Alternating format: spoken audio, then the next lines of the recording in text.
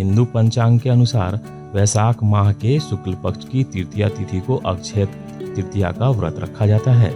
पुराणों में अक्षय तृतीया को अबूझ मुहूर्तों में से एक माना जाता है। मान्यता है कि इस दिन बिना पंचांग देखे ही किसी भी प्रकार के शुभ और मांगलिक कामों को कर सकते हैं। इस साल की अक्षय तृतीया काफी खास है। इस दिन रवि योग के साथ साथ धन योग, गजकेसरी योग, शुक्रादित्य योग, मालव्य योग के साथ सास योग बन रहा है। ऐसे में इस शुभ योगों में मां लक्ष्मी और भगवान कुबेर की पूजा करने से कई गुना अधिक फलों की प्राप्ति होती है। इसके साथ ही सुख समृद्धि का आशीर्वाद प्राप्त होता है।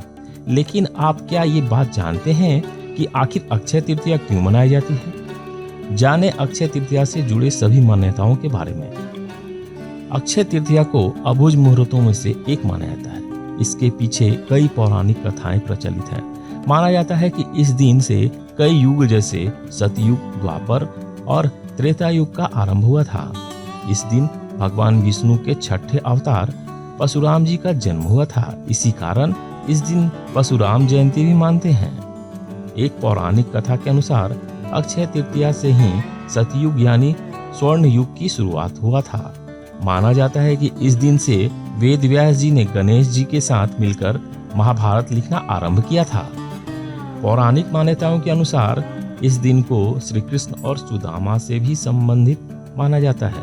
भगवान श्री कृष्ण का मित्र सुदामा एक बार अक्षय तृतीया के दिन श्री कृष्ण से मिलने गए। वह काफी गरीब थे, इसलिए अपने परम मित्र से सहायता मांगने के लिए आए थे। जब श्री कृष्ण को सुदामा के बारे में पता चला तो वह खुद दौड़कर अपने महल के द्वार पर उन्हें लेने गए।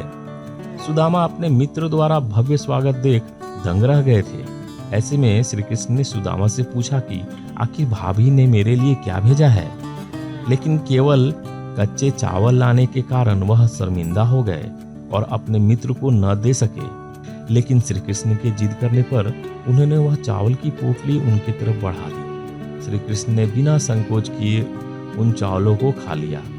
इसके साथ ही सुदामा से इतने साल बाद आने के कारण पूछा तो उन्होंने संकोच में अपने मित्र को कुछ नहीं बताया।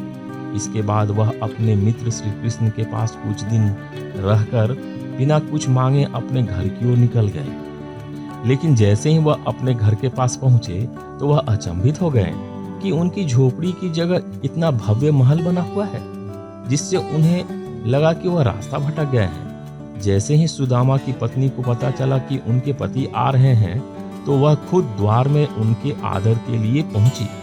गहनों से लदी अपनी पत्नी को देख वह उनसे कहने लगे कि देवी, शायद मैं गलत जगह आ गया हूँ। तब पत्नी ने पूरी घटना बताई। जब सुदामा को इस बात का एहसास हुआ कि यह उन्हीं का महल है तो वह भाव विभोर हो गए। अपने परम मित्र से बिना कुछ कहे उन्होंने सब कुछ पा लिया। इसी के कारण इस दिन को अक्षय तृतीया के रूप में मनाते हैं।